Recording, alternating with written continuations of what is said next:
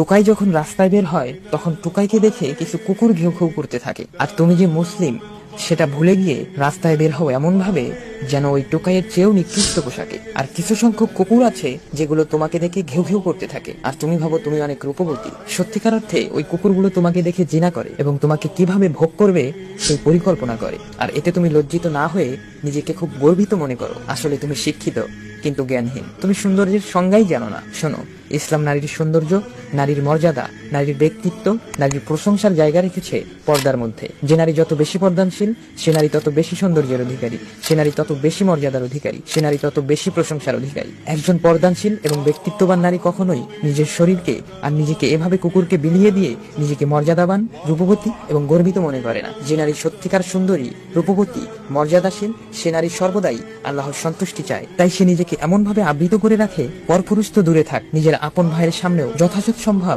পর্দায় থাকে। হে আমার বোন, তুমি ফিরে আসো, তওবা করো। আল্লাহ অতি ক্ষমাশীল, অতি দয়ালু, তিনি ইনশাআল্লাহ ক্ষমা করে দিবেন। আর এমন তওবা করো যা কখনো ভঙ্গ না হয়।